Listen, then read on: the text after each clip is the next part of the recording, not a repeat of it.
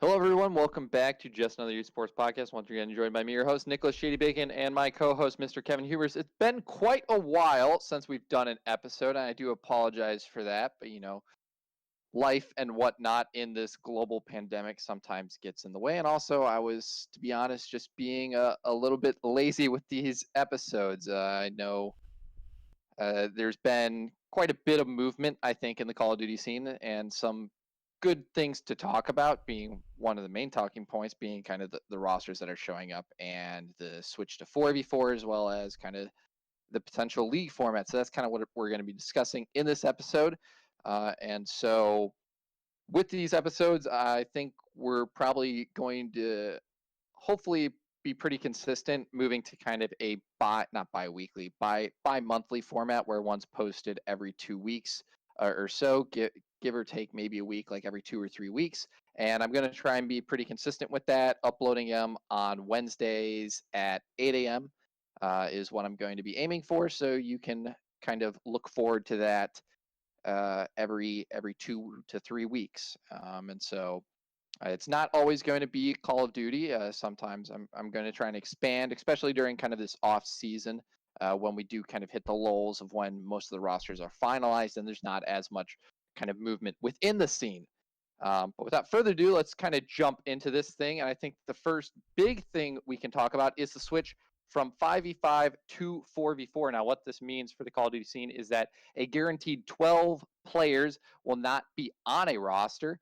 I do believe the roster cap, like the max size, has been decreased from 10 to 4, allowing 4 subs. However, the only team that actually ended up using all 5 subs last year, since it was 5v5, was the Toronto Ultra, which I do not see them doing again. And so we do have some kind of rosters that are finalized, some that aren't. But this is a very big switch from 5v5 to 4v4. Obviously, a lot of people would have preferred it being done moving into the franchise league instead of kind of after its first year, as well as if they were to do it to expand the teams from 12 to 16. So that's kind of I guess a bit unfortunate for a lot of players since we're going to be losing kind of 12 players from this. And I think this can kind of be classified as the purge of the Call of Yeah. Duty League, where we're going to finally kind of see who actually deserves a spot in the league. Well, it's going to be partially that, but you're also going to see so many hard looks as far as players from challengers go. I mean, last year especially, you had guys like Awakening come up, Mac, Draza. I mean, I could go down a list all day of players that came from challengers into the league and were successful. So, I mean, this makes this even harder for players who are depending on these contracts to to have a living, to really maintain what's theirs. And I think this does two things. First, I think that this I don't personally agree with the 4v4 drop without expanding teams because I think that it's unfair to players, and I've been saying this for months now that the players need to get a players union going so that way they aren't treated unfairly by the league. And I think that if they had that, they would have some sort of better communication. Maybe we wouldn't have to worry about GAs or anything because maybe the players' union could push that into actual like league rules. I think that's the first thing. The second thing that this does is this really emphasizes how important it is to have a consistent roster and how some of these teams will be that much farther ahead than for example, like Atlanta FaZe. They're keeping 3 of their 5 players. Dallas Empire's keeping 4 of their 5 players. Chicago's keeping 3 of their 5 players. Those teams are going to have a huge advantage. Where some of these teams they're going to be rebuilding from the ground up, and we're gonna see this year that the 4v4 change up, switch around, all that stuff is going to be it's going to be really tumultuous for a lot of teams that had to make significant changes. So I think that's probably the biggest 2 talking points that I have for what we're referring to as the purge. like I said, I mean, I prefer 4v4 over 5v5 COD. Like, don't roast me in the comments section. Like, Yeah, I I think I think that's kind of the general consensus from a lot of people that 4v4 COD is and preferred over 5v5. Obviously, it was nice to kind of get that experimentation it was with interesting. BO4 and then obviously with Modern Warfare and kind of how that worked in the different game modes such as hardpoint, such as S&D.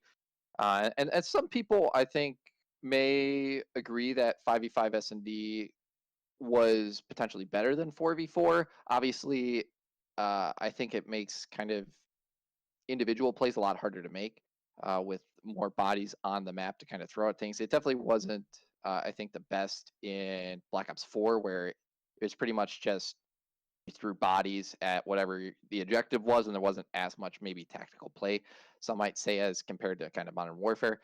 But with the more respawn game modes, hard points, your Dom, I don't think we're gonna get Dom as a third game mode. But with hard points especially, I think this is gonna be a very positive change going back to 4v4. I think it's gonna be a lot easier for people to follow, even if they might not understand why it's if like you're a new viewer to competitive Call of Duty, you might be a little confused at first, like, oh, it's 4v4. Okay, I guess that might just be the format. But I think in the long run, it's going to be a lot easier for a newer viewer to kind of follow everything that's happening on the map, um, even if like they might not at first be recognize like, oh, okay, we play 6v6 normally in pubs, they play 4v4. That's kind of a lot easier to kind of understand that change than maybe it is to kind of follow all the different happenings on the map when it's a 5v5 versus a 4v4. So I think overall it's a pretty positive change. It is, however, extremely unfortunate that they are not expanding Yeah, this season with that change. yeah, because you lose just 12 guys right away. Yeah, you do. And so one of the things that they're definitely going to have to do, otherwise it's pretty worrisome, is they're going to have to put a lot more focus on challengers with dedicated broadcasts, because you're going to have some big names in the challengers scene. For I sure. definitely think. You had big names in the I mean, challenger you're scene last losing. year. Yeah, I mean, there were big names in the challenger scene last year, but I think even more so this year. You're getting 12 more players at least from that were on teams last year down into challengers. So challengers is definitely going to be a lot more interesting, I think, to watch this coming season, the 2021 season, and you might be seeing pretty large viewership numbers, I think, in challengers. And I really do hope that the league takes advantage of that by having dedicated broadcast days, maybe like to have the challengers during the weekdays or whatever, and then you have whatever events or league play with the pro league on the weekends. I think that could be kind of a very good lead in to kind of spread the Call of Duty uh, out, and so you're not kind of overlapping that viewership. I think that would be a very wise way of doing it. But jumping back to the rosters from that shift from 5v5 to 4v4, we do have some rosters that are currently quote unquote finalized. They might add a substitute potentially. One that I think we can definitely consider 100% kind of finished, like this is their final roster, is the Chicago Huntsman lineup. They did, they were able to acquire Dashi from Optic Gaming LA, and they did pass off Varsity. Arcides and his twin brother Imprestini. Arcidi ended up going to Atlanta FaZe, but the Chicago Huntsman lineup currently is Scump, Formal, Envoy, and Dashi, with General as a substitute, Sender staying at the coach. That is one of the currently finalized rosters. Another one where we do have a four-man lineup is Dallas Empire. They won the Call of Duty Championship, and unfortunately, the day after, they had to release one of their players, being Clayster. So it's a That's very so heartbreaking. unfortunate kind of scenario there. Crimp6 stays with the Empire alongside Shotzi, Hook, and Illy. And so this roster, this one's kind of interesting for me with the shift to 4v4. I think this roster actually kind of loses a lot with Clayster kind of leaving it, and it kind of the shift to 4v4. When you had Crimsic and Clayster, you had kind of those two vocal leadership players in the team. You had Hook as kind of that mediator between those vocal older players. with kind of the younger guns in Shotzi and Illy. Now you kind of only have Crimsix being that older leader in the team. And so I think for this roster to succeed, you're really going to kind of have to see uh I hate to say an increase in maturity because Shotzi and Illy are already incredibly mature players, but I think a lot of like what this team is going to rely on throughout the season to really kind of solidify them as a top team, because like the talent's there, but in terms of kind of um, the experience, I mean, I can't find the correct word, Well, but to I'll really kind of stand out is who I think is going to have to step up into kind of more of a veteran role within the team. Yeah, Uh, he for sure will. I think so. Well, here's the thing, right? So I think that chemistry builds like plays a huge role in any sort of team sport. And when you have four guys that have been shooting with each other through all the way through winning COD champs, I think that's going to speak volumes on the glue that holds this team together. So as far as like player conflicts go and chemistry or anything like that, yes, I do agree that losing Clayster was massive for them, but I also think that he was the one that just made sense. Shotzi. I mean, you would be out of your mind to cut Shotzi. Huganilli really worked well with Shotzi, and Crimsix is one of those yeah, guys that it was he always just knows how to between win. So I mean, yeah, you it was would you always cut the between goat? Crimsix and Clayster Wait, would you cut the on kind goat? of who was leaving. You know, I wouldn't cut the goat. The greatest Call of Duty player of all time, undeniably, like won more major events, won more COD, well, tied for most COD champs, with now Clayster and Karma. Um, I mean, it's just a no-brainer in my mind. I think that the Dallas Empire roster is going to be probably one of the top three rosters this next coming year. Will it be the best roster? Time will tell. It looks great right now, Yeah, I'm looking forward to seeing Dallas Empire still maintaining their very like pivotal position in the CDL. And as far as the Huntsman goes, it's really interesting that I mean it sucks that RC's left, but according to Hector Hex, who's the for those who don't know, he's the CEO of the Chicago Huntsman's team and everything like that. Kind of the team manager. And he said that RC's wanted to leave. He wanted to go play with FaZe, and he said okay, that's he let him go, and that's a really responsible thing to do. Even though RC's is a top 5 player in the world right now in my eyes. I think picking up Dashy is going to be a gamble in my opinion, because Dashi has a history of being irresponsible and not taking practice super seriously, and just showing up whenever he wants to show up. But hopefully, with the way Chicago's been doing things, and with Andy Miller, NRG's CEO and owner, who owns Chicago Huntsman. Hopefully he can kind of reel everybody in and kind of rule with an iron fist, and hopefully keep everybody on track. So yeah. Chicago, I think if the Chicago Huntsman team stays kind of dedicated and consistent, they can potentially be one of the best teams throughout the entire oh, season. no doubt. Um, it's just kind of a matter of if we kind of see that dedication from all of them, and if kind of the I don't want to say personalities, but uh, characteristics of them kind of blend well together. It'll be kind of very interesting to see, since I think they have, I want to say laid back.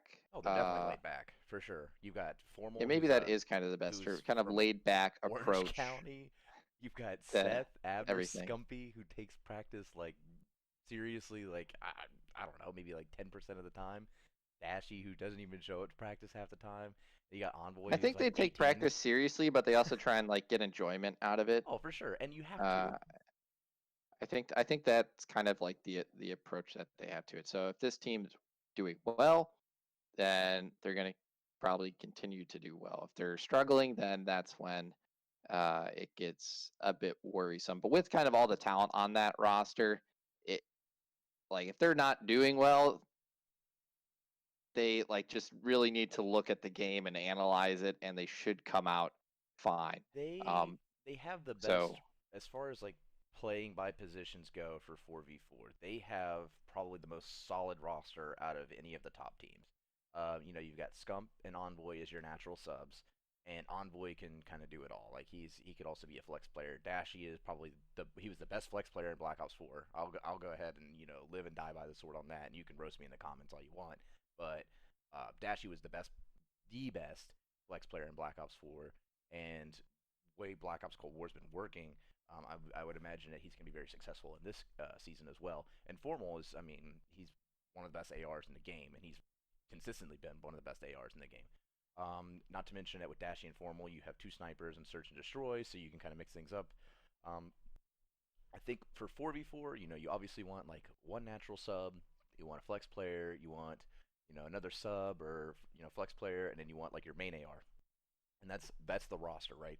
And you take a look at Dallas Empire, you have Illy and Crim6 who will probably be battling for that main AR sort of role. Crim is not the best flex player. Shotzi and Hook are both very Yeah, I imagine talented Crimp subs. 6 is going to be the main AR, and Illy or Hook is going to be kind of that flex Oh yeah, player. Hook will for sure be the flex player. I mean, he did great in World War II, being flex player. And Shotzi, I mean, you don't take a submachine gun out of that kid's hands. Like Yeah. you just Yeah, don't. I think Dallas's roster is going to heavily rely on Hook throughout this year. You think he's the key player? I think I do think he is the key player. If That's he can interesting. come in and kind of fill in maybe what they're losing Oh, with with the Clayster. release of Clayster, True. I think Dallas is definitely looking to be a top 3 team if he's able to kind of come into that role. Um, so that was Chicago and that was Dallas. But let's also talk about another incredibly scary lineup being the Atlanta FaZe lineup, Yeah. which is Simp, Abizi, Celium, and Arcides. And so this is just a stellar lineup throughout. And I think one of the things that they were missing last year in kind of uniformity and strategy might be fulfilled with Arcides coming into this roster as one of those quote unquote older players. Like they had Major Maniac last year, but it was Major Maniac trying to handle 4 incredibly explosive players, whereas this time it's Arcides trying to control 3. So it feels a lot easier to handle 3 players as one individual than it is to handle 4 players as one individual. So I feel like this iteration of Atlanta FaZe could be even better than last Yes. year, I I crazily enough. I 100% agree. It is unbelievable that I would think that going into the 2021 season that there would be a better Atlanta FaZe roster. Like a better roster? Yeah, and as And good as Major Maniac was, I think Arcides like oh, he blows the doors off of him. is better. I mean, he's I think a absolutely lot of better. people would agree with that statement, and that's no like discount to Major Maniac, No. who's still like an incredibly good player. It's just that Arcides is like that much better of a main AR. Yes, and like I said, with the switch to 4v4, this roster also looks really, really scary. Semp is a great flex player. BZ, don't take the sub out of his hands. Celium can kind of do the flex role as well. RCD is going to stay with main AR, which is one of the concerns that he had with Chicago Huntsman, and he expressed to Hector whenever he was leaving. He said, hey, by the way, like, I want to go play main AR somewhere, and with Formal being on the team and being 4v4, I just don't know if that's going to be possible. That's totally fair because Formal turns out kind of has like the seniority, so to speak, as far as main AR goes. And I would argue that Formal and RCs are probably on the same level as main AR. So you don't want to have two guys that they got to spread their wings and fly every now and then, as far as sitting on power positions and holding lanes down. Um, but yes, Yeah, Atlanta so FaZe. Out of these three teams, I mean, like I'm not sure which one is the best out of all of them right now. They all look very the scary, but top they 3 from last year are the top 3 again this year, at 100%. least currently. Looking at the lineups that we do have, we still have some other ones that we're going to discuss, but Atlanta, Chicago, and Dallas are looking like they're going to stay in the convo for the top 3 teams in the league moving into the 2021 season. For sure. Well, Yeah. we could talk about the other two teams that you have grouped up with them, Minnesota Rocker and Seattle Surge. I think both of those teams look pretty good, and they're Yeah. definitely So improvements from last year. Minnesota Rocker, their roster is Attach, Major Maniac, Priesta, and Accuracy. So Major Maniac's going to be running the flex. Priesta's also a bit of a flex. I feel like attach is also kind of a flex. So they have like 3 flex players, and then accuracy, who's obviously a main AR.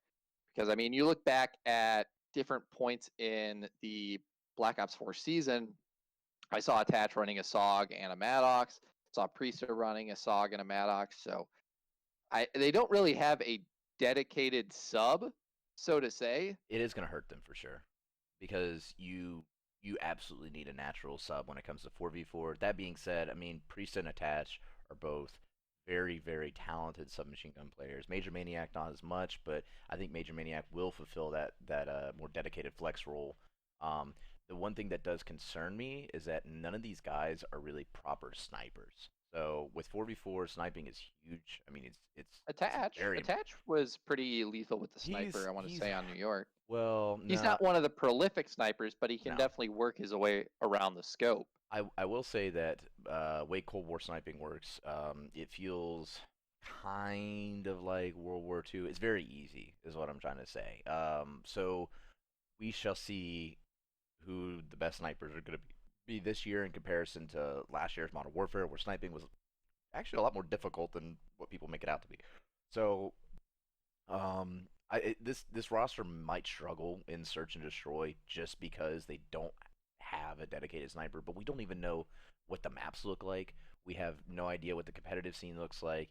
As far as just raw talent goes on this roster, I mean, they've got it for sure. Priesta has a little bit of inconsistencies at time, and Major Maniac likes to kind of play solo every now and then. I mean, you saw that on like Arkhov Peak whenever he would rush to B-bomb by himself, or sorry, yeah, B-bomb by himself. The one that's with like the broken house and you had red down at the bottom side. He would go rush with a M4 on one side and just I be think, annoying. yeah, I think my biggest concern with the Minnesota Rocker is I feel like they have a massive pacing issue where you have Major Maniac, not maybe Major Maniac, but you have Accuracy, who's notably an incredibly slow AR player, and then Yes. you have Attach and Priesta, who are incredibly Cracked, fast, twisted. run in your face players. And then Major Maniac's kind of in between, but I would say maybe he's like people would say he's incredibly slow on the Atlanta FaZe roster, but But those in kids were retrospective, he's actually a relatively fast player. I mean, at least in comparison to accuracy. So maybe he can kind of fill that gap between the quote unquote cracked SMG players in Priesta and Attach and the incredibly slow AR player in accuracy. But if that balance isn't perfect, this roster, I feel, is going to have some massive pacing issues in how they play the game. yeah, for sure. I think that they could struggle right then and there with that. And you're right. Like accuracy is a very slow player. Priest and Attach are both incredibly fast players. And Major Maniac looked slow last year, and because I mean, he was playing with Atlanta FaZe, a bunch of cracked kids that are just like slide canceling around the map with MP5s. Like, I mean, Yeah, you BZ, who's the look fastest slow. player in the game. Then you got Simp right behind him, and then Mm. Celium and Priesta. Yeah, Um, they were all just twisted all the time. So yeah, Major Maniac did look a little it slow. was like having 5 cheetahs and then I don't know, let's say A a Great gazelle. Dane. It was like having four cheetahs and a Great Dane and being like, wow, that dog's really slow, but actually it's running at 45 miles per Yeah, hour. right, exactly. So Yeah, I think this is a solid roster for sure as far as like star power goes and talent. So we'll see if I mean I'm yeah, pretty I feel impressed with the like coaching they're a staff dark too. horse roster, but it's just that balance. Like I feel this entire roster depends on how well Major Maniac can maintain the balance between kind of the SMGs and the AR. I will say last talking point for this, unlike last year where Minnesota Rocker came out strong and it ended up kind of biting him in the ass in the end. Um, if this roster comes out strong, I have a feeling that they will stay strong for a long time, just because of how talented the players are. They just need that confidence that, hey, by the way, all of us are very talented, well accoladed players. We have what it takes to be competitive right now, and you can start strong. You can win a couple major events in the beginning, then you might be able to just get the ball rolling and stay up with the top 3 teams. Yep. So the next roster I want to talk about is actually the Toronto Ultra. Okay. So Toronto Ultra, they have Cammy, Kleenex, Method, and Bance. That is currently the confirmed for the probably They have Insight, I believe, as a substitute, uh, quote unquote. I don't know if that's confirmed yet, but that is at least what is in the rumor mill. So they re-signed all of their players. They re-signed 4 players. They released the other 6, um, and it's probably a good move Solid since for sure. there's been a lot of bad publicity around the Toronto Ultra, and so Yeah, probably not a lot of teams would want to sign with them unless that kind of stigma around them improves, which having these 4 players back, hopefully this year they can improve upon that and be a more kind of player centric team. And I know there was a lot of negatives around Toronto Ultra re-signing Cammy and Kleenex because they didn't give them kind of a raise to their position. They signed them, I believe, probably they signed them to a 2-year deal. And when they signed them last year, they were obviously probably giving them kind of the minimum amount of salary possible since they were taking a risk on these players. true.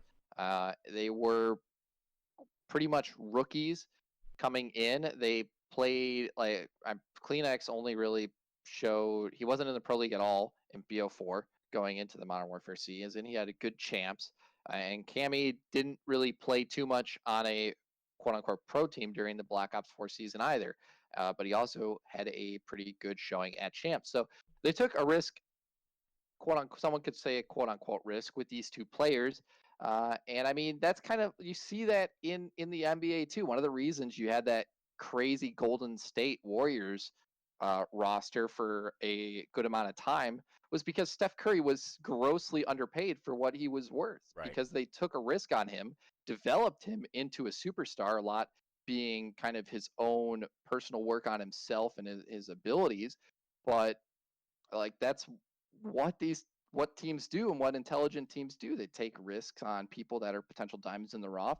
They polish them up and they make them worth more than what they actually are, and they get a return on their investment taking that risk in a younger player that is a potential risk by and you're seeing kind of that payoff where they're worth a lot more than that minimum wage, or not minimum wage, but like that Yeah, the that minimum pay minimum pay salary. And so contract. after the 2-year contract is up, if they do plan on re-signing them, I imagine the contract's going to be a lot higher, or they can sell them off to another team and profit off of kind of that payout that they would otherwise have gotten. So So I I will think it's a smart business move. Like, and I exactly. think a lot of the pro players really need to kind of just change their mindset on how this franchise league is going to and supposed to work. I mean, what they're doing isn't any different from what you would see a traditional sports team doing.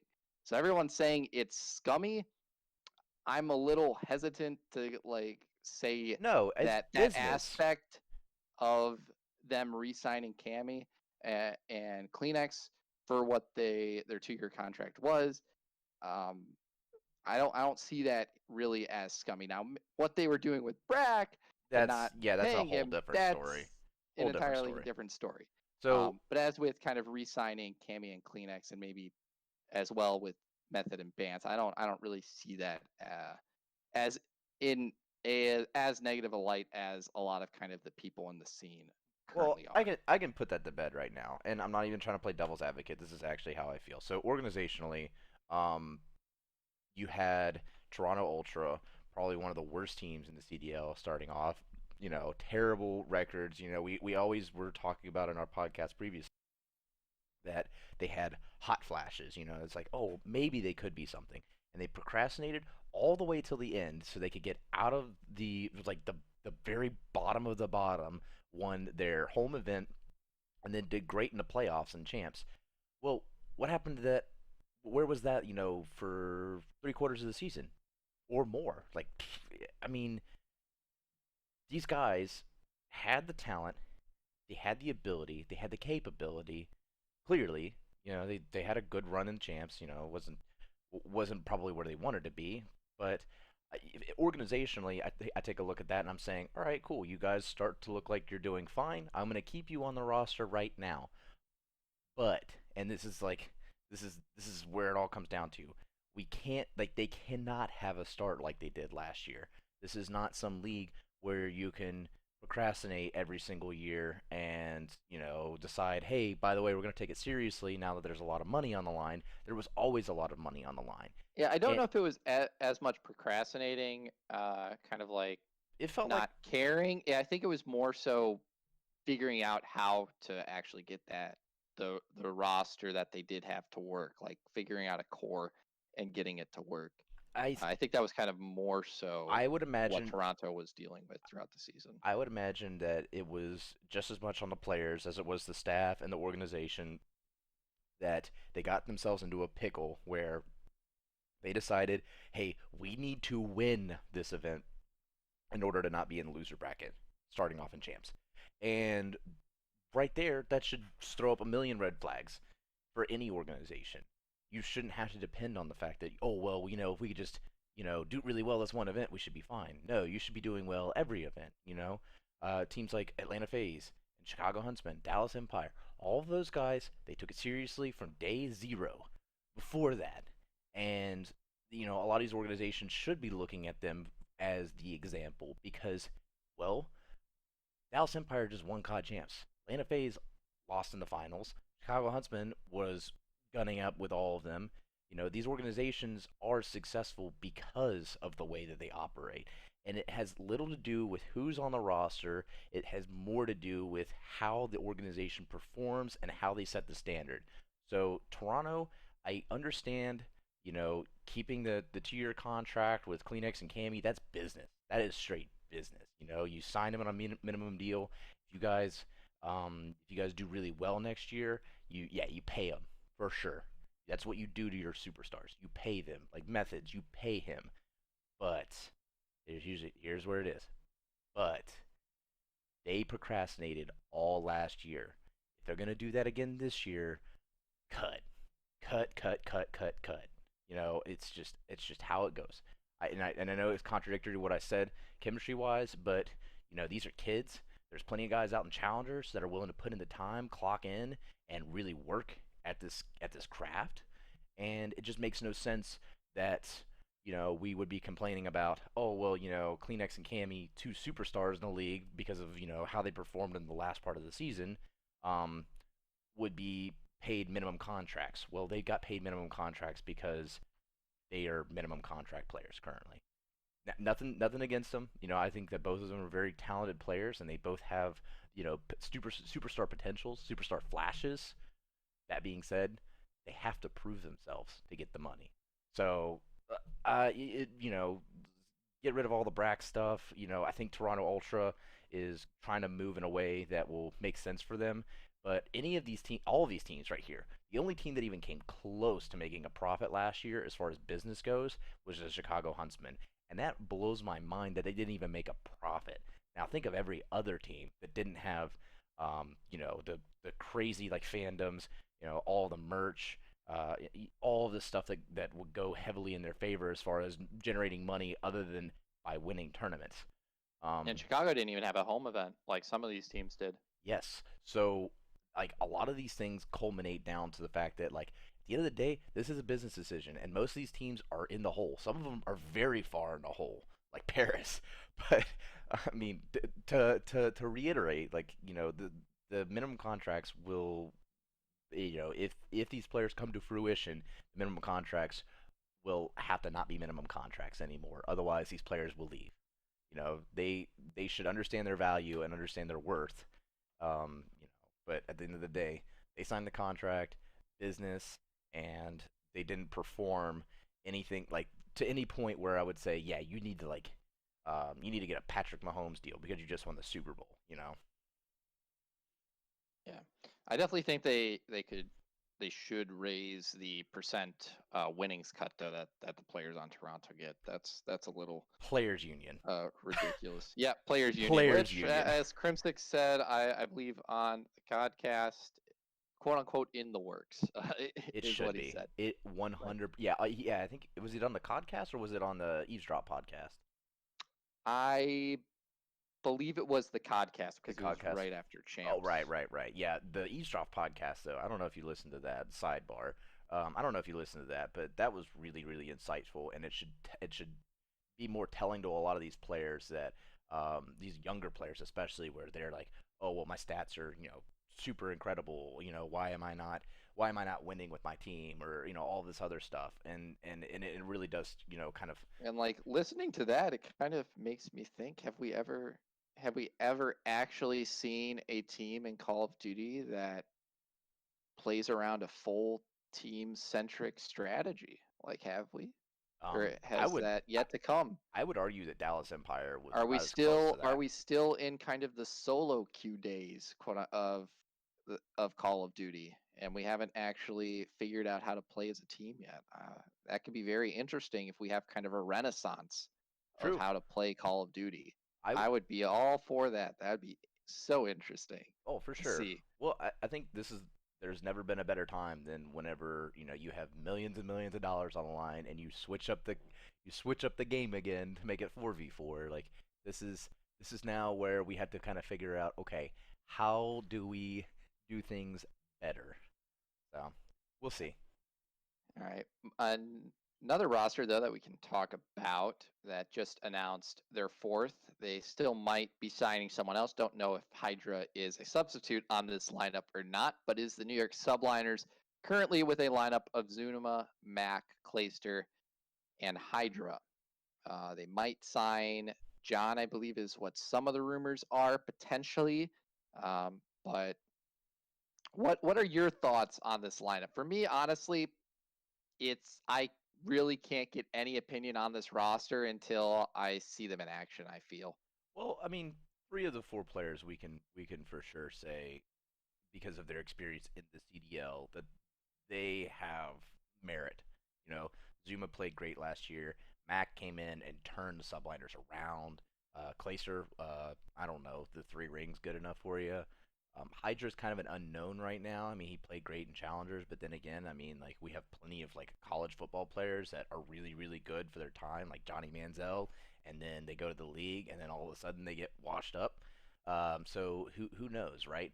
I do like that teams are taking chances. I don't want to like discourage teams from saying, "Oh yeah, we don't want to take chances on challengers players," because those players are really good. They aren't like, my analogy isn't as similar as I'd like it to be, because challengers players can be really good at Call of Duty, and you bring in an unknown, all of a sudden teams don't really know how to react to it.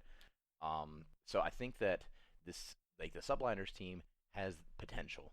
I think if I had to rank it, I mean, I don't like that they don't have four right now. Like a guaranteed four, that's a huge negative on my book. If I would grade this team, I would probably give it like a C. So I think it's average.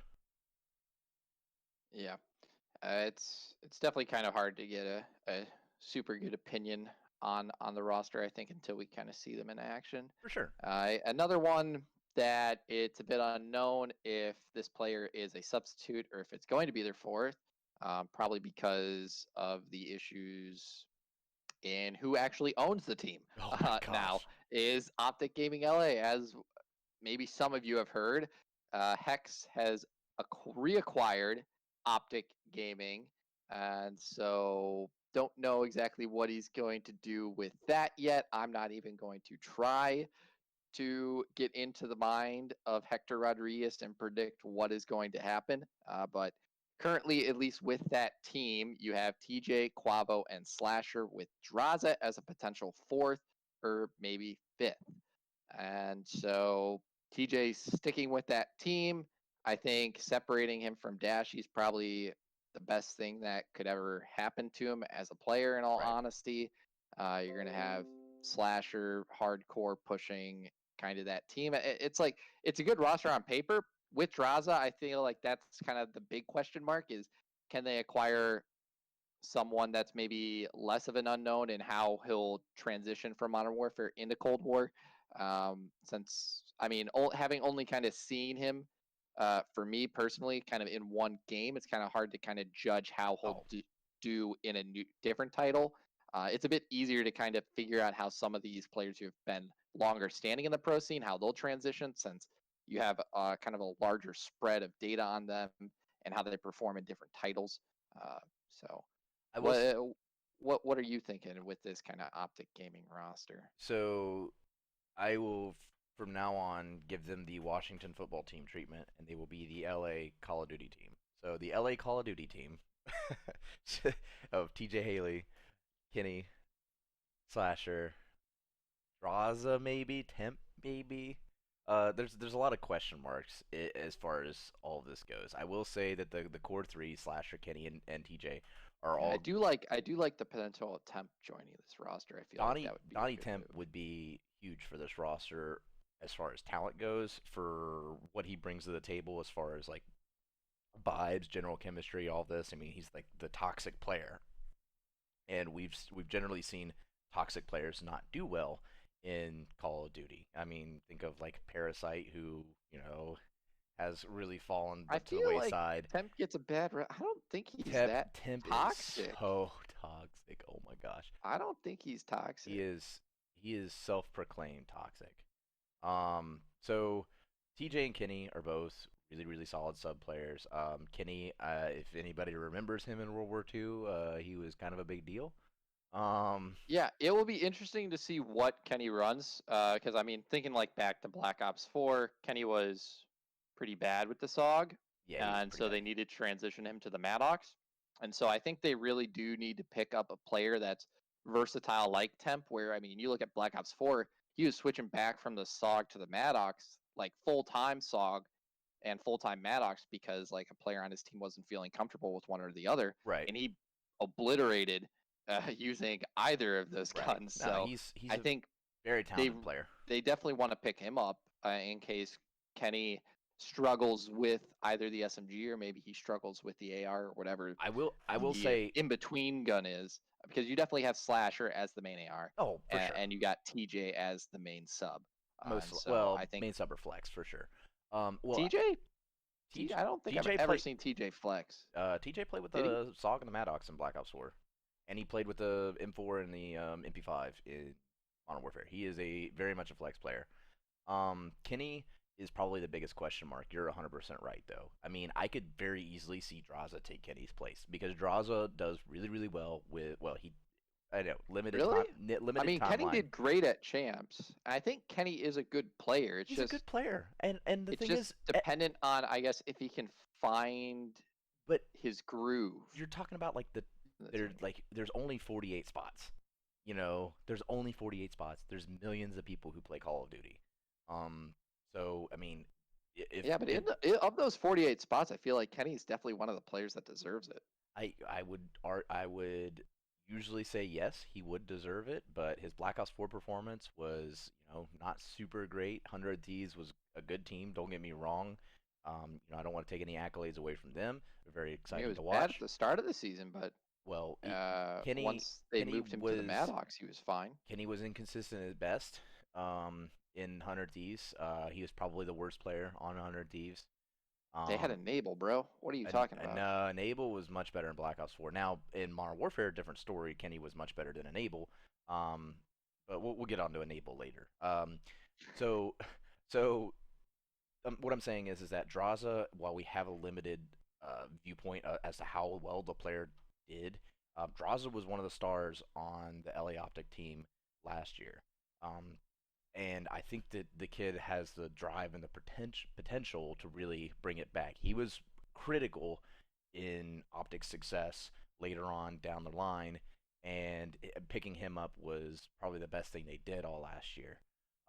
It like you have TJ who plays really inconsistently, Kenny who he like I said he's got a big question mark on him. Temp and Slash will be great together, aside from maybe like personalities clashing or something like that.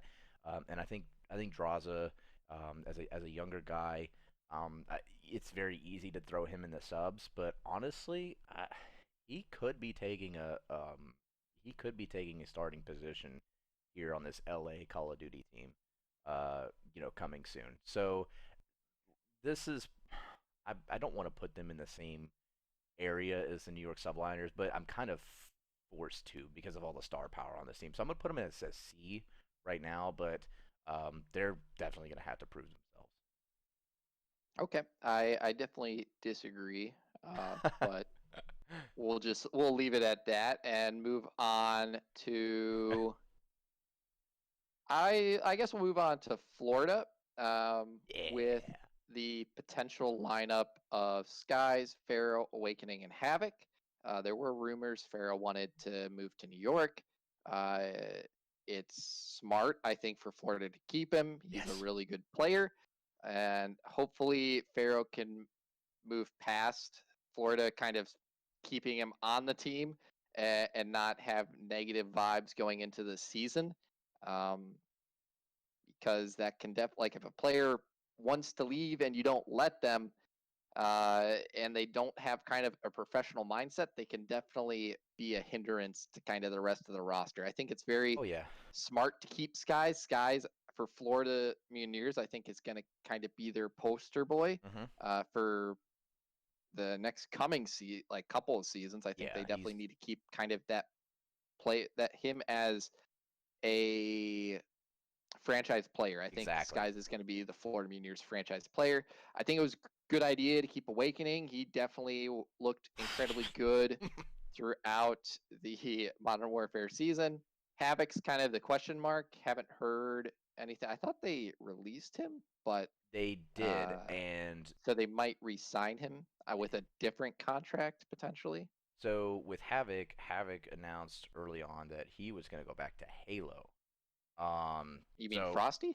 oh no, that was Frosty. You're right. I got my Yeah. sub players mixed up from Florida. Yes, Frosty's the one who's going back to Halo. Havoc, yeah, there's a huge question mark surrounding him. And honestly, I think that if they decide to keep him or release him, it doesn't really matter. I would imagine that his spot will probably get replaced by a Challengers player sooner rather than later. Not saying that Havoc's a If bad player or anything. Florida is keeping Awakening, Pharaoh, and Skies, you know who might be really good pickup? John. I could feel John fitting into this team pretty John well. But John then would be unbelievable. maybe they lack some leadership then if they pick up John. Yeah, yeah, I Um, can see that because you've got kind of like four quieter players. Awakening is one of those guys that he's still trying to feel out his position in the league. He realizes he's yeah. kind of a young guy. Pharaoh is, always been a really quiet guy. Skies, same way. So Yeah, Florida needs a leadership for sure, player on their I team. I would argue that Enable would do really really well here in the fourth spot because Enable is one of those guys who's very vocal. He's proven leader, and I think he's just got the experience. He's been playing Call of Duty for a really really long time at a professional level, and it was really disappointing to not see him last year. Unlike some players that definitely should have retired, like Eggs and JCap. Those guys. Those Ace guys. has been frying in them throwback tournaments. Well, he also fell asleep, so let's just not get ahead of ourselves, Nick. So, um, that was pretty funny though. Whenever he tweeted out, he said he had a nightmare. The Nameless, the fate of him, the fate of the tournament relied on Nameless. Oh, poor Anthony. So, but yeah, the Florida Mutineers, I don't think that they're gonna be as hot as they were last year.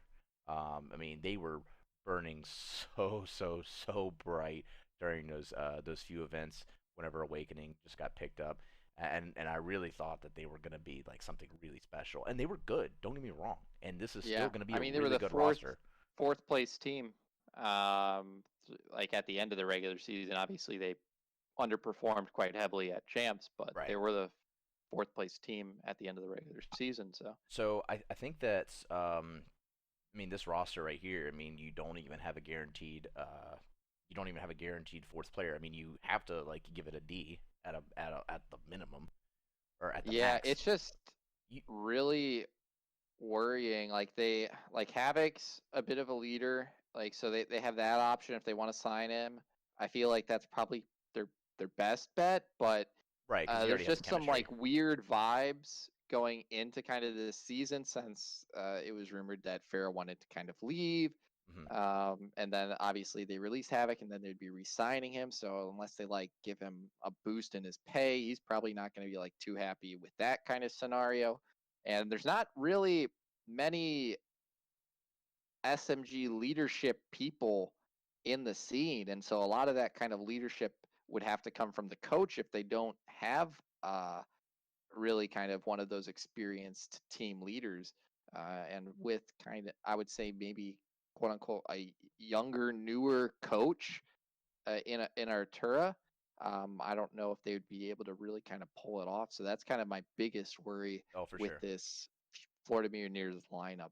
They have the talent, but they don't even have a complete roster. Yeah, I think I have to give this a D minus at best, and that's really disappointing because I love the Mutineers. You know me, Nick. I do Yeah, love me some yeah, I mean, Mutineers. yeah, that's a pretty low grade considering kind of the firepower that they have on it. I mean, you don't have a fourth player locked in. You you have three players. The game comes out in a month. Yeah, at the time you release this, the Yes, game that will is come out true, in but a month. You the have to the have a league the roster. league doesn't start until maybe January though. They still got some I, time. you have. I mean, as a team manager myself, we're practicing right now. We don't even have the game yet, and we're practicing right now. We're already trying to figure out who our roster is going to be. And yes, while we'll get it finalized whenever the game comes out, and we have a good feel on who the shooters are in that game, it's still one of those things that we're still working on process elimination as far as who our players are going to be. So as a professional team, I would imagine that you don't really care about as much as who the best shooters are in a game. That will come with time, right? You put these guys on the sticks for 8 hours a day, and you say, all right, get good. It's more of the chemistry, the vibes, that sort of stuff that's going to matter way more as far as player building goes, and then let the organization worry about strategy and who the best shooters are, how to play the games, what the meta is, what the counter meta is, et cetera, et cetera. But not having four players, I mean, that's a huge black eye. So I really do have to grade them that low. All right. Yep. Well, we'll move on to another, I think maybe potentially one of the worst rosters so far, at least going by kind of recent performance in the LA Gorillas. Their rumored roster is Silly Vivid, Assault, and Apathy with substitute Mental from the Gears community. So you got three of the four people that won the last boots on the ground BO4 Call of Duty Championship in Silly Assault and Apathy. Obviously, the Grills did have aches, so if they were looking to have a reunion tour of the EG from World War II, they kind of squandered that Right. opportunity, so to say. But I feel like Mental, his mindset, I want to say, is kind of very similar to Peak Aches, and so maybe they're looking to kind of throw him in for Vivid and See what create kind happens of a new formed of EG. old EG kind of lineup, but yeah, If this that's roster compared to every other roster we've talked about just looks bad. Nick, if that's their plan, if that is their plan, is to build an EG team because it did well in COD champs in World War II, they have a very bad plan. I'm gonna lay that out on the line. EG should not have won COD champs in World War II. They shouldn't have. I mean, they did, and congrats to them. And I'm not taking that away from any of the accolades of the players. They played well, but their regular season performance was tragic at at the They almost best. didn't even make it out of their group. If they hadn't 3-0'd Optic, they wouldn't have made it out. Exactly. That's the So, crazy thing. If and Optic Optic was wasn't just terrible. so bad They at were, choking. well, God, they were. I mean, like Scum had the worst year of his entire career during World War II. It was very Yeah, easy but for they were them. so good during during CD or CWL matches, just like regular league play matches. They were so good. They were the number one team in their group every single time for league play. But when it came to tournaments, it was just Right. like another story. Yeah. So, like, while I will say that this roster does look better than the original LA Gorillas roster that they came out with um, in Last year. at the beginning of last year, yeah, I mean, there's still a lot of question marks behind this. I'm probably giving it like a C minus because I mean, Yeah, at least they have a team. another thing that they keep on lacking is they don't have like a franchise player. Yeah, You look at a lot of the rosters, and they kind of have that player where you can look at them and you can be like, okay, we build the brand around this guy. And that's something LAG has struggled. I'm pretty sure they're like the bottom team in terms of like their social media presence or like how many followers that team gained. Oh, for sure. Well, And so I they think they definitely have, I'm pretty sure, like the weakest brand presence out of any of the 12. well, Um, I would hope that, with teams hearing that Chicago was almost ready to break even after 1 year, they're probably going to start modeling things after them and realizing this is important. This is an important part of the whole aspect of building a brand, building an organization, and building the fans, getting all that stuff. There's a lot of growth to it, and it's gradual change over time. But the change only comes with putting the work in. I know yeah. Silly's been a lot more active in social media presence. Apathy's been making YouTube content. So I mean, Assault and Vivid kind of need to step it up, and the organization as a whole needs to step it Yeah, up. I don't see Vivid staying on the starting lineup very long. I honestly see Mental being subbed in probably pretty early Right. in.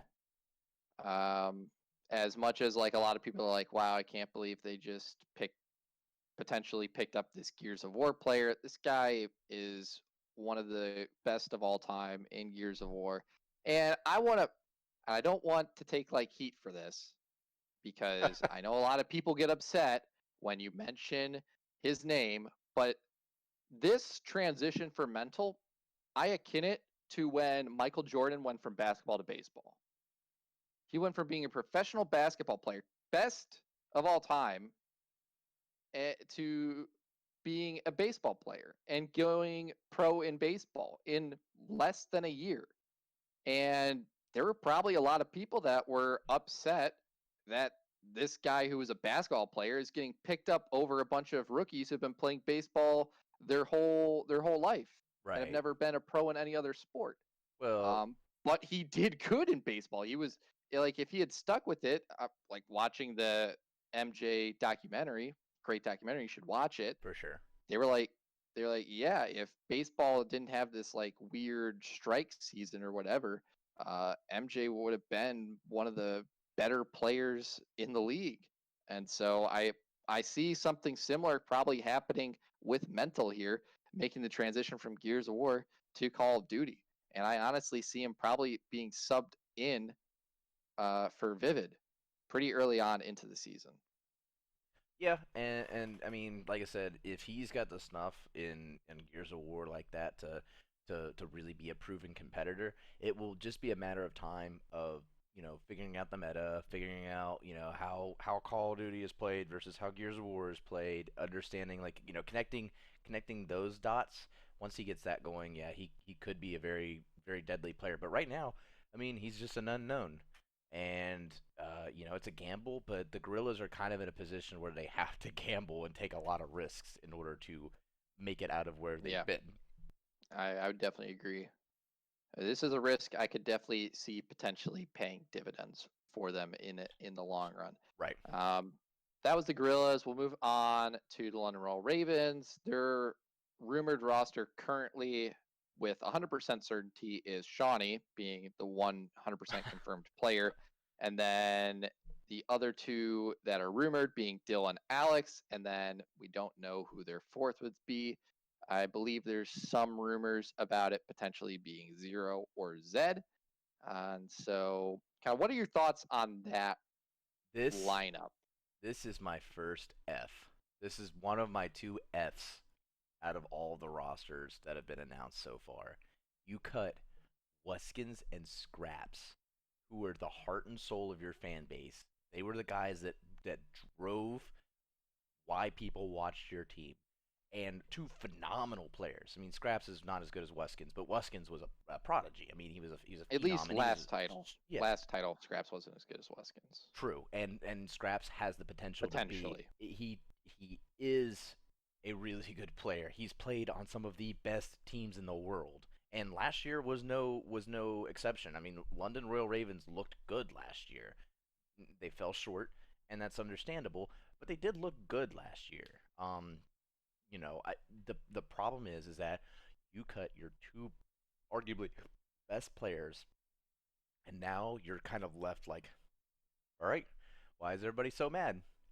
They're mad because Yeah, it's not only that they cut kind of their two better performing player or their two players that have had kind of higher peaks than the other players currently left on the roster. They cut kind of their more franchised players too. True. Yeah, you can build a Because I brand don't around those think two. I think Alex is a great pickup. He was really good Sure. last year. And And Dylan and Dylan Shawnee are fine. They're Dylan good was players. great in BO4, so it'll be interesting to see if he can be good going into this Cold War title. Obviously, he was grossly underperformed and was pretty bad last year in Modern Warfare. Shawnee was really good during champs, but that was kind of the only time we really saw peak Shawnee was Right. during champs. Along with In all Zero. honesty, Zero, I mean, if he's Zero rumored to also be on the really team, showed up really well at champs. Yeah. exactly. So, I mean, if those guys are performing at that level their entire season, yeah, this roster's unstoppable. But first of all, there's a question mark in the roster. There's not even a fourth player in the roster, so that's a huge strike against them. And then, like I said, why get rid of Wuskins and Scraps? Is it a money thing? I struggle to think that you're going to be losing more money than those two players alone bring in to the brand and the organization. And not to mention, they're just good players. They're just generally really solid players. So, yeah, I mean, London gets a big old fat F. So, not the worst, but second worst. Yeah. It's hard to kind of see how this roster would shape up if they kept Scraps and Wuskins. You're kind of moving around with, I think, the core European players that you're kind of thinking with London. You're thinking Dylan, Alex, Zero, Shawnee, Scraps, and Wuskins. Like those are the six kind of European players, and you need to kind of build a roster with those. I mean, you can probably throw Zed in there Yeah, I potentially, would throw Zed in there. but like what other European players are there? Dens, Jerd, Jared. Dens is Oh, not no, he's American. European. That's right. Never Dens mind. no, Dens is Australian. That's close enough. That's close All enough, right, Nick. okay. You probably just pissed a bunch of people off with that statement, Look, but I get it, like Australia yeah. and So everything so like that, but they the fly the basically the European same players flag. you're probably trying to build a roster around is yeah, Wuskin, Straps, Dylan, Shawnee, Zero, Jerd, and Zed. Those are like the only European players you're probably considering if you're having a roster. And so I mean, developing like maybe this is just whatever they come up with is the best iteration of what they could see with kind of all the bits and pieces, and having had time with Shawnee, Dylan, Scraps, Wuskins, and Zero, kind of like getting a sense for their personalities and how that chemistry will work in a 4v4 scenario with the pickup of Alex. Maybe they see something I don't, but right now it's definitely a very concerning lineup so far. I don't understand what the emphasis is, and we'll get more into this whenever we talk about the other European team. But I don't understand what the emphasis is on picking up strictly European players. I get it; you want to build, your base where you're at, but at the same time, if they're not there, they're not there, and there are plenty of good American and Canadian players that are out there that would take roster spots. I mean, it just blows my mind that these teams don't have a fourth locked in whenever you have, Who would you like to see them pick up then? I don't know, they could pick up a challengers player even. Like it literally doesn't matter. You figure it out and then you work with it. But I mean, we're so close to the season starting. You don't even have a finalized roster. You don't even have four guys. You We're if close to the game being released. I have the season's pretty far away still. like I said, I will argue that this should have already happened. That you aren't giving these players fair. Like, think of it. Right now, Dallas Empire has a huge advantage because they have four players that have been playing together and they continue to play together. And I guarantee you that yeah, they had a little vacation time and everything, but now that the beta's out, they're back to work. Now, whenever the game gets released, they're gonna get back to work. They put the time in, they clock in, and they put the grind in. They work hard at this game. Other teams need to do that. Dallas Empire is a championship team. If you want to be a championship team and you want to win as an organization, you have to put the time in. And getting to the point where we're at the beta and games coming like right around the corner, game comes out, and you don't have a roster, you don't have a finalized roster, that just blows my mind. I understand. I totally understand. Hey, we're thinking about these certain people, but I don't know. It frustrates me, and my frustration comes out in form of grades, and I get big ol' F, big ol' fat F. All right. Well, with that being said, we're going to move on to another big F before we touch on the Seattle Surge, and that being the Paris Legion. They released their whole roster, and they don't really have anyone lined up. They lose the French talent in Hydra to the Subliners, and they're looking pretty screwed right now. On the docket for potential is Brezzy and Whalers, but COD Intel is saying it could still be anyone. Yeah. Who knows at this point? Weren't they like the last team to announce their roster last year too? Yes. Paris is the most mismanaged organization out of the 12. They and their performance reflects that 100%. I mean, the fact that they're largely an unknown when they go into a tournament is only going to carry them so much. They they really, really, really need to get going. Hey, Paris, if you're listening, you're very far behind. Very, very far behind. Yeah. Scarily far behind.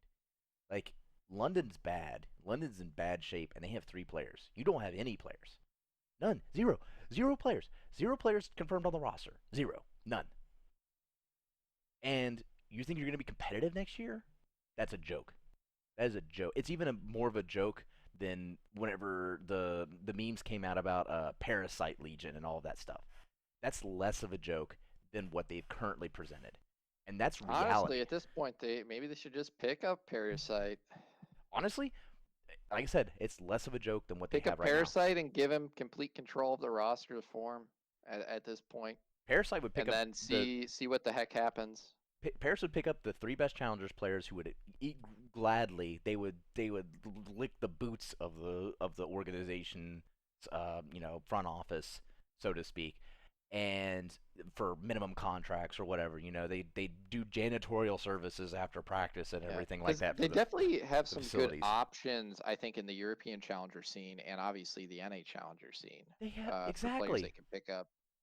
There's millions of players that play Call of Duty. There are thousands of players that can compete with the best of the best. Yeah, yeah, pick me up, No, 100%. don't I'm don't pick so don't super pick good. me up. God, no, that would be a mistake, you know.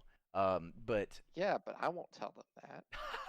I mean, it's honestly me being confirmed on the roster would be better than having nobody confirmed on the roster because this is just pitiful, just straight pitiful. Like this is just sad that we have basically 11 teams in the CDL right now.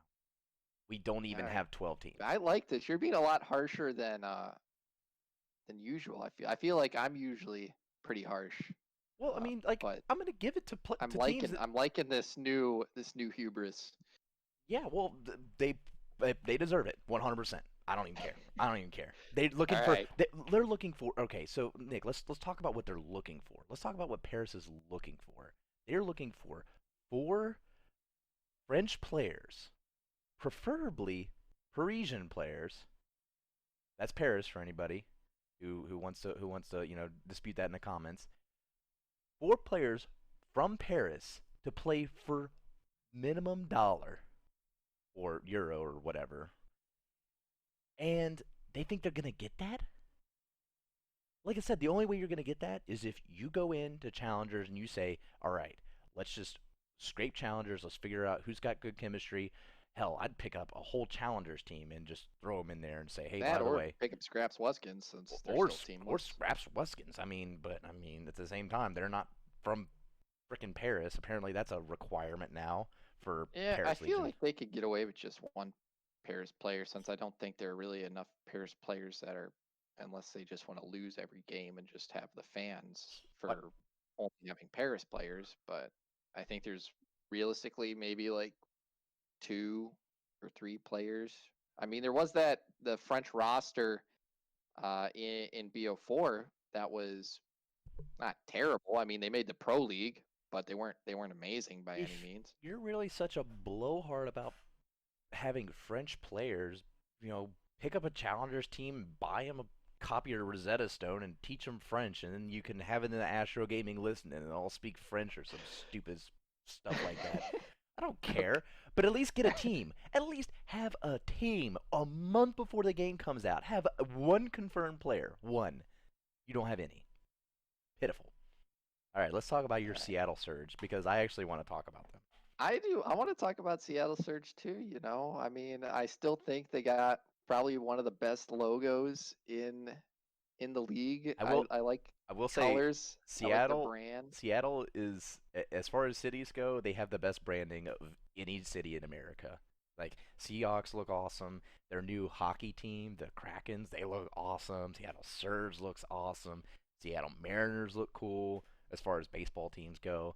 Supersonics back in the day, they were awesome. Like, I mean, Seattle's got it hopping. Whoever the graphic design is, I mean, like, the colors just fall in and it feels great. But yeah, let's talk about this roster. So they release everyone outside of Octane, pretty Makes sense. deservedly so. Yeah, And they bring in Gunless, Pristini, and Looney. So Looney and they brought in two players that were riding the bench for the vast majority of the season right. in Gunless and Looney. And Pristini also spent a decent time on the Pine. True. So that's interesting. I feel like Gunless really respects and likes Looney. I know the conversations between them are going to be very heated. And so I think it's a lot of this is going to be dependent on the mentality of Octane within this team, but this entire team is reliant on Pristini. They really need Pristini to come into this new role of him as a slayer if this team wants to succeed. If Pristini fails at that role, this team will not perform well. Uh, Because you know what you're getting from Looney. You're getting excellent leadership yeah, and decent gameplay. decent. Yes. He's the only like decent slaying capabilities. Like he's a very intelligent player, and I don't know if maybe the way he plays with his team is like why you don't see him putting up absurd numbers. Uh, at least like in the past years, he is the only player to have ever pulled off a 1v5. True. So he has that under his belt. But you know what? I feel like you kind of know what you're getting from Looney, at least in terms of gameplay. You're getting around a point 0.9 pretty consistently. True. Octane and Gunless, you know what you're getting from them slaying wise. Burstini doesn't want to be the entry guy anymore. He wants to be a slaying sub. So this roster is completely reliant on Burstini. If players are able to break Burstini, they break this roster, I feel. I think that every single person except for Octane has a question mark. I think that Yes, I think this roster is risky, but could potentially be really good. it could be. It could be. It very well could be. I will say that I think anyone saying it's not risky just is delusional. the same concerns that we had with Gunless last year, where he wanted to play the AR role, and we had our season formal saying, "All right, dog, like, we can let you have the M4 every now and then, but we're kind of some of the best ARs in the game." I think you're still going to run into that with, being on the same team as Octane, who is the best AR in the game, flatly. Stats wise, he's the human turret. Like he is a superstar. He is a franchise player. You will not get rid of Octane. It was very smart for them to keep Octane and build around him. So Gunless will be a flex player, and I'm not sure how Gunless is going to take that. Gunless is also teaming with the guy who took his position on Chicago Huntsman with Pristini, who I don't think he cares about that too much, though. and I Realistically, don't think so realistically. I don't think that it's going to be like this grudge thing. I'm sure that they both get along really well. They were both part of the same organization, and they will bring. And here's the plus side, the positive side of bringing in Pristini and Gunless. They're bringing in, not really trade secrets, but they understand the mechanisms of a successful organization like the Chicago Huntsmen, and hopefully they can take that and talk to Seattle and say, hey, by the way, this is what we were doing. This is how we were, operating as an organization, and maybe Seattle can start, transitioning that way. That being said, Pristini and Gunless were both not great with branding or anything like that. You still have Octane, who's probably going to be taking the lead on all of that with, all of his YouTube content. But it's just one of those things that that's like a secondary or tertiary concern in my eyes at least. Looney, yeah, Looney's great. I think that Looney was probably the best pickup and will probably be the most solid and consistent player on this team, other than Octane, of course. Um, Yeah, I Looney's think one of the things Seattle Surge severely lacked last season was kind of clear, intelligent leadership within the Yes. team. Yeah, and I mean, like Octane is kind of a, he's kind of a drama queen. He's kind of a, prima donna. He wants to, he wants the team to be about him, which these three players will allow it to be about him. I think that, Looney could transfer over to like an entry sub role or something like I that. just hope they can get that that to work. I want to see Octane play a lot less selfishly. Well, I mean, he had to Because like last that year, was, I feel like that was the issue kind of last year. for The sure. Octane play style doesn't win games, No, as we saw it definitely throughout the doesn't. entire Modern Warfare season. I mean, he could drop 40 every hard point, and they've lost a lot of hard points. He could drop 20 every search, and they've lost a lot of search and destroys. So, I mean, it was clear that the way Octane was playing had not that much to do with the success of the team. And like I said, if you haven't listened to the Eavesdrop podcast with Crim6, he explains it a lot better there. But, I think this team has potential. I think that I'd still probably give it like a C. I'll sit with a solid C, because I mean, at least they have four guys. I think all these guys are proven. I think that Looney will bring in good leadership that these guys need. Hopefully, the organization can kind of crack down on the fact that Seattle wasn't practicing at times last year. That's a bit of a concern with Gunless, who was kind of a torture last year, and he Yeah, didn't I show up to don't see practice. that. Yeah, I don't see that happening under Looney's kind of leadership. No, I think that Looney will bring in that kind of the mentality. Hope Hopefully he he can. breaks out the paddle. Yeah, Anyone tries to skip practice. that's a paddling. Oh, for sure. And I really hope that that's how it works. I think that it's I'm not sure how Pristini's mental health is gonna be with not playing with his brother again. Dude, how's Um, it gonna be with Gunless and Looney? They don't I they don't hold nothing back I know, in and their conversations or critiques. well, So and hopefully it's not. Hopefully the struggles Looney not Looney Pristini was going through mentally kind of last year with the Florida Mutineers wasn't team and player related. It was more personal. right, exactly. Well, So like I said, that's not something that bears its head but that's the with this concern roster. still, is that like Pristini and Aristides aren't on the same team. Does Pristini need that in order to like have that have that mentality that, hey, look, everything's gonna be okay, and with my brother, like, we're gonna be good. We've always played together. So there's definitely a concern there. There's a lot of question marks and there's a lot of risks, but then again, Seattle was in a position where they had to take a lot of risks. And as far as risks go, I mean, this is less risk than the Gorillas for sure. Yeah, Um, this is I a think this is, risk that can potentially have even a really good payout yeah, too. I could see them being a top 16.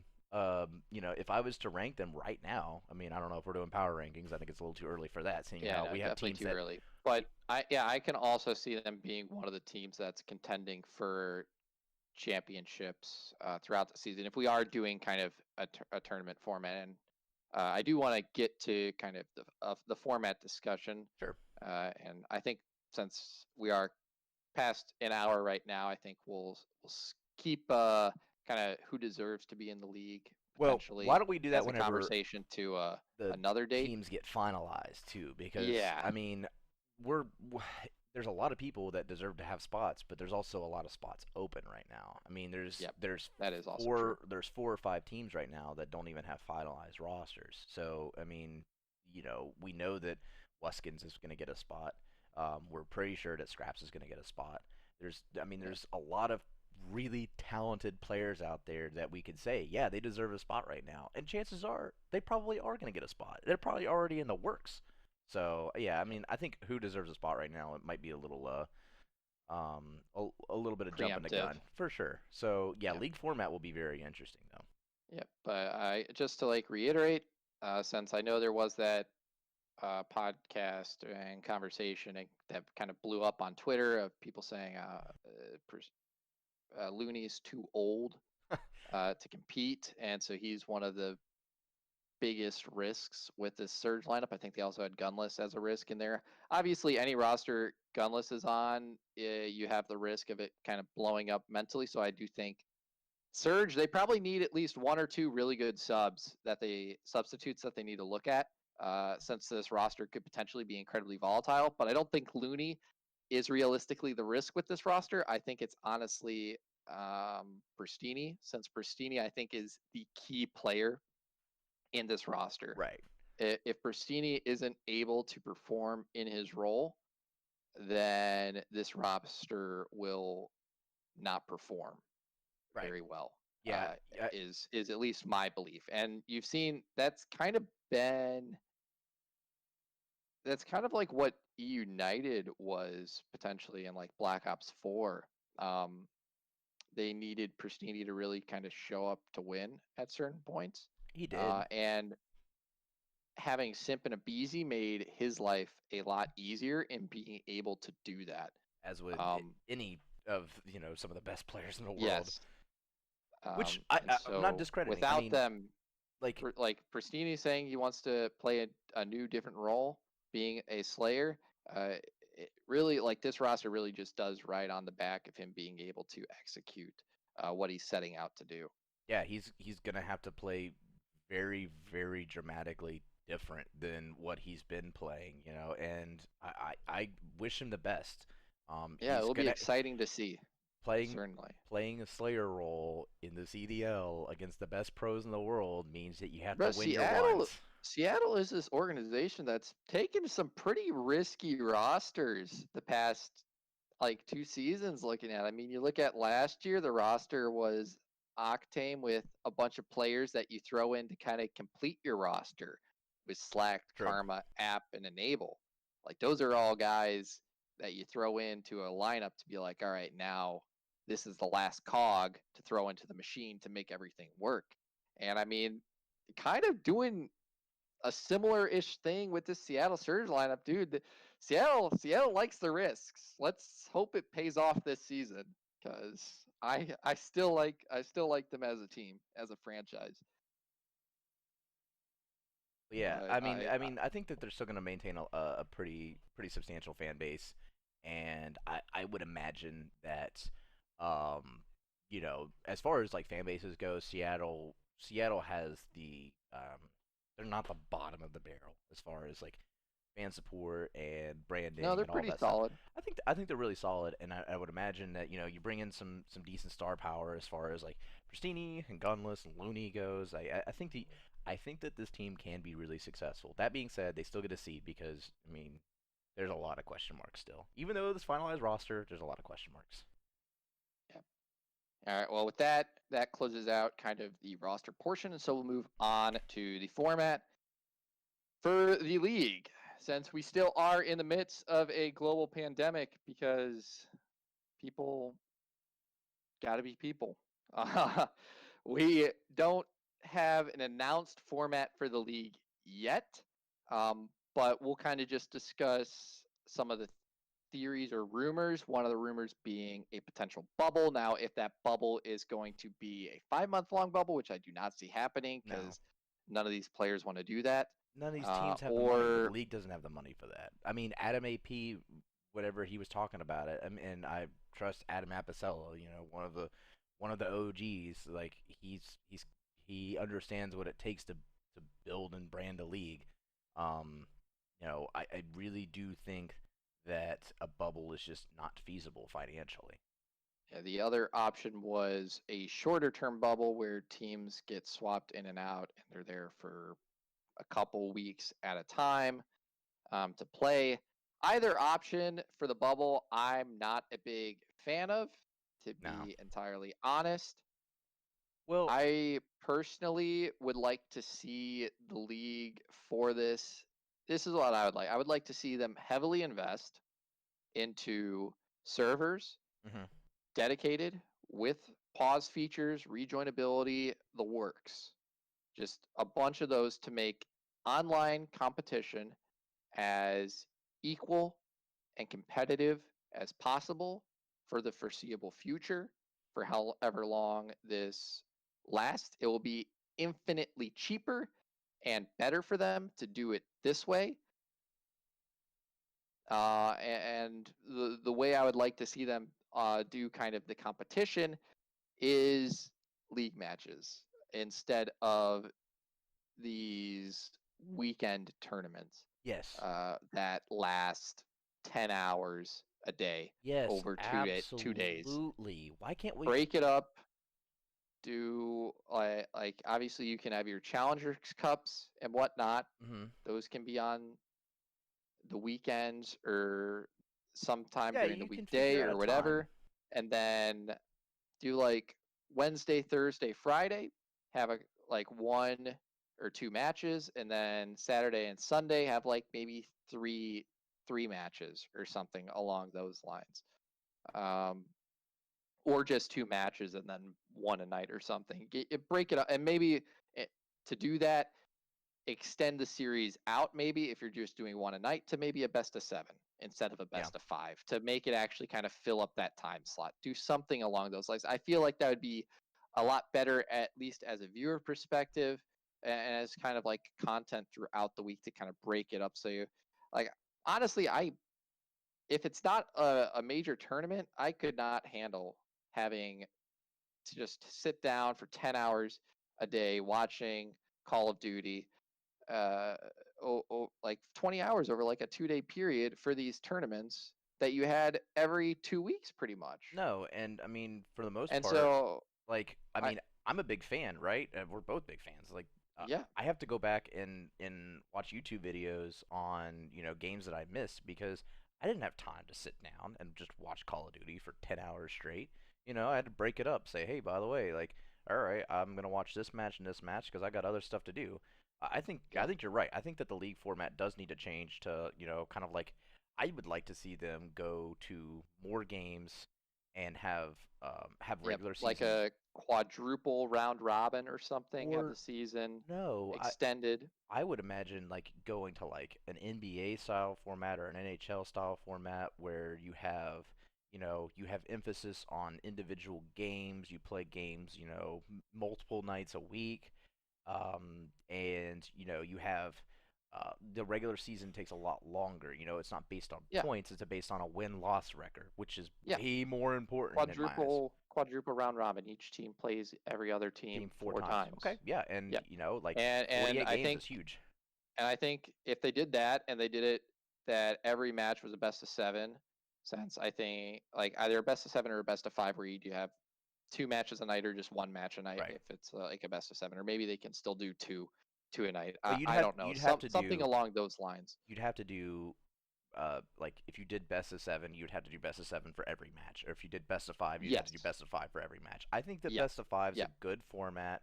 While I do say that Control coming back is, in my eyes, I think that's a really positive look for the league. A 100%. I think that Control was, aside from Jetpack era where you had Uplink, and Like, Uplink was very very fun to watch. I loved Uplink, but like they tried it with World War II, and Gridiron just did not feel competitive at all. It felt like Gridiron was terrible.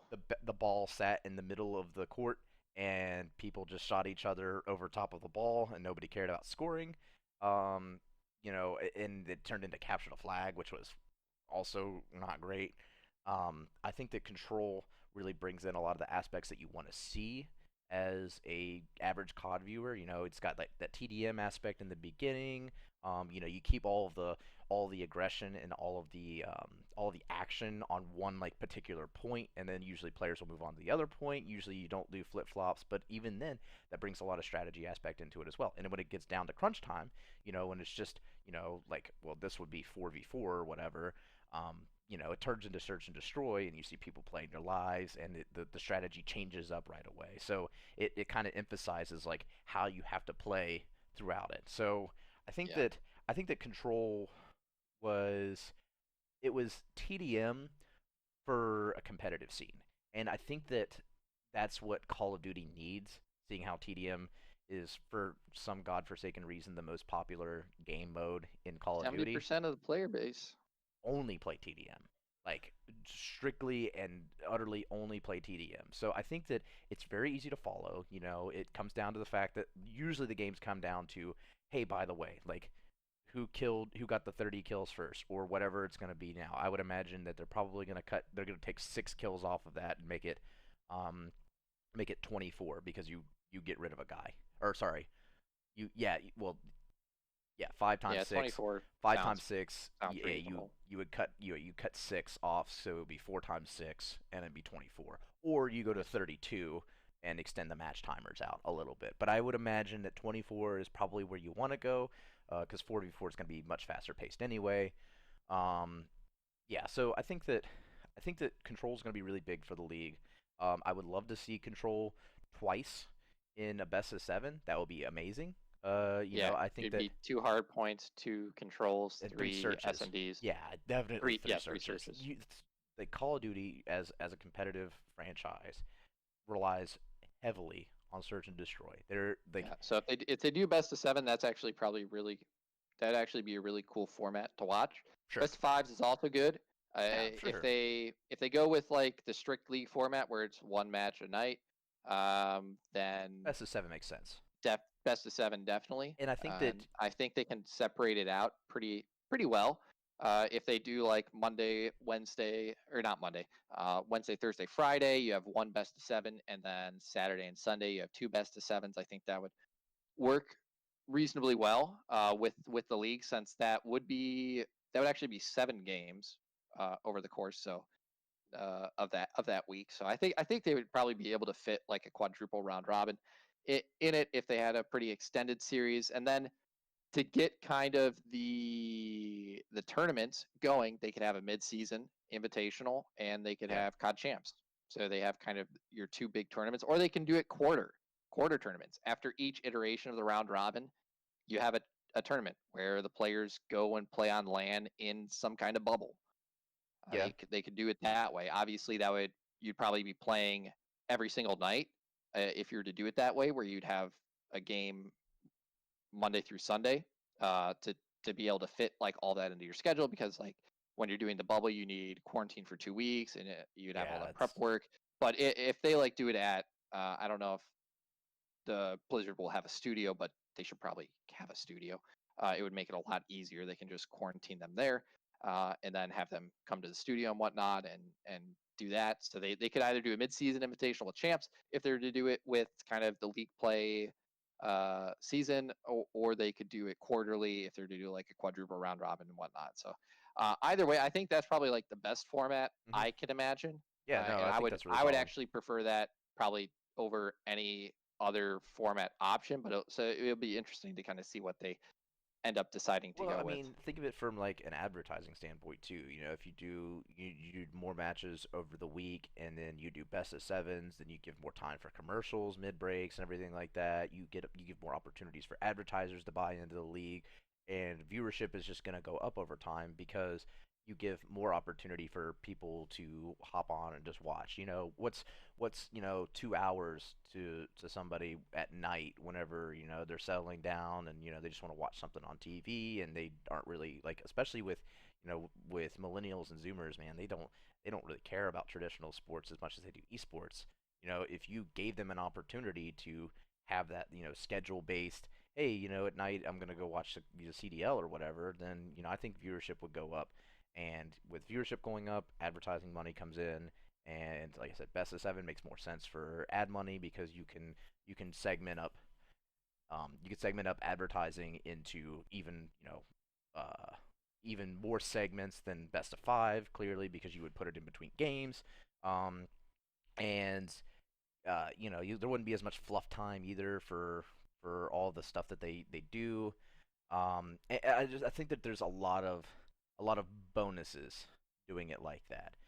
I think the regular season would have more implications, or like more impact. Sorry, more impact to each team's standings. Like, think of like how Toronto Ultra showed up to the end and secured top 8 which got them out of the losers bracket, and they did that in two major events. Like, how fair is that to some of these teams that have played consistently throughout the season? Um, so with a regular season, I think you get rid of a lot of that. It really does accentuate who um, the top performers are just consistently, and yeah, I think that would probably be the best format as well. Not to mention that technical difficulties arise or anything like that. It's um, you're right. I think with also we forgot to mention that CDL is going to completely PC only, which thank God, finally. Um, Yeah, I think that's great for pro play. oh, for sure. It opens up kind of a big bag of worms with cheating and whatnot, especially in challengers, But with with that pro being play, online. And it also makes it very interesting when you finally go back to LAN events, not for pro play, but for challengers, with how they're going to manage to do that, since running a open bracket for PCs can be potentially tricky depending on how it's done and how it's executed, since you have a lot of people unplugging and plugging in different controllers and headsets, which might have different drivers and whatnot, and can cause a lot of tech issues yes, overall. on the pro side, it makes a lot of Pro sense. side, it's amazing. Yeah, Like, there's no complaints. I mean, this also opens the door to like, what you could do as a league is you could send out these PCs. Say, hey, you play league matches on this. You play everything as far as official games go on this device. You do whatever the hell you want on whatever else device you have. If you want Yeah, and that to could be like a heavily modified exactly PC too, that they PC can with monitor like monitoring everything. software. Exactly. You and I are thinking on the exact same wavelength. You have all this monitoring software, you have all this anti-cheat stuff, and you make it so it is fair just because you make the technology impregnable. And you watch it, you make sure that they're doing everything they need to do, everything's standardized, it comes with all the software that they need in order to, have dedicated servers, in order to have like dedicated comms. The streaming should be a lot better. You should be able to have a lot higher studio quality as far as matches go. And I mean, it's a huge boon. This was hands down the smartest move that the CDL has made from the 2020 season to the 2021 season. And I really hope that they continue to capitalize on it. Yep, should definitely be interesting. Great overall for the pro scene. Can be very interesting and potentially negative for the challenger scene, but only time will tell realistically. And it all depends on execution. True. So that's going to really be it for this podcast. But I think, quick note before we leave, what are your 4 city-based franchises you would like to see added to this CDL? I'll tell you mine. Mine would be Boston, Columbus, of course, Columbus. Sydney, Australia, and I think either Madrid or Barcelona, Spain. Get some more international teams in there for the global league, I think would be amazing. And I think with Heretics really won my heart last year, so I'd love to see a Spanish team either in Yeah. Barcelona or Madrid. And then shout out to the Aussies, get a team in Sydney, Australia. I think that'd be really great too. And then Boston and Columbus, obviously, just be great spots for franchises. Boston fans are always great, or so I Yes. heard. I've Well, seen a lot of people rowdy. say that city rowdy. Yeah, I've seen a lot of people say that city would be a good spot. I agree, and then obviously Columbus is the birthplace of MLG, and so I think it Esports. deserves a spot. Deserves We it. need a team. Absolutely. Yeah, my top four for sure. And yeah, we definitely want to hear what you guys are thinking in the comments below because this is definitely going to be the most contested list of all time. You could start a Twitter flame war in seconds by naming your top four for expansion. But yeah, mine's definitely Columbus and Boston for sure. I think both of those are great American cities that deserve spots.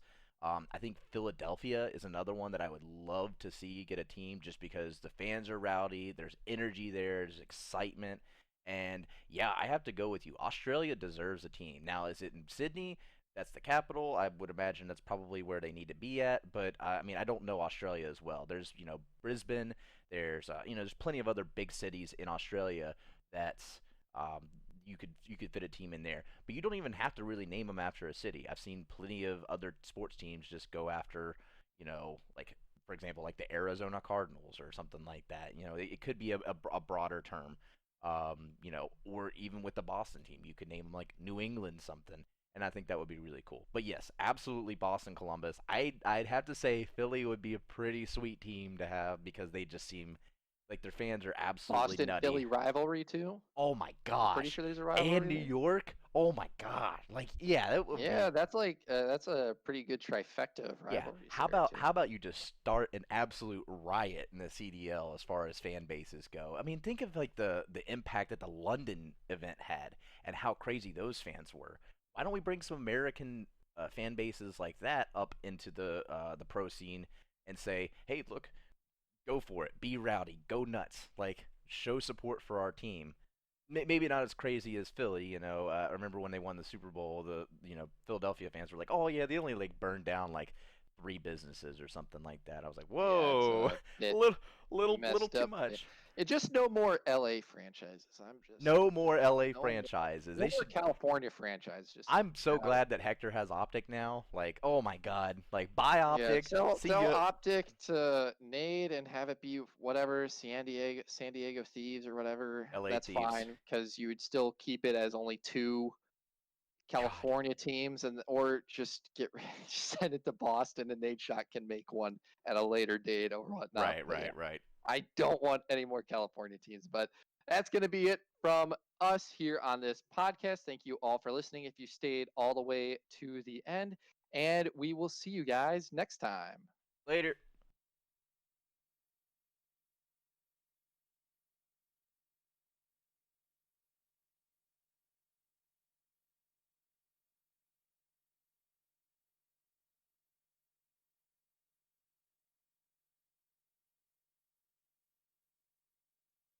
Yeah. Right. So We know. we didn't have the flamethrower. We also didn't have certain score streaks. But I usually ran like UAV, Cobra, and then dogs. But like Yeah, right. Black Ops One, dude, on the Wii, I was nice with it. I had a 3.12 KD on the Yeah. Wii. I mean, It was I fun. mean, we're playing against a bunch of kids playing on the Wii, so Nah, I was playing against some grown ass men on the Wii that had kids that played Mario Kart. But when they were fucking asleep, these motherfuckers brought out the beer and the cigars and were fucking with the their buds, dude. I almost got beer and recruited into a cigars. clan that was run by like a bunch of 40-year-olds. They had like a YouTube channel and a website. That's funny.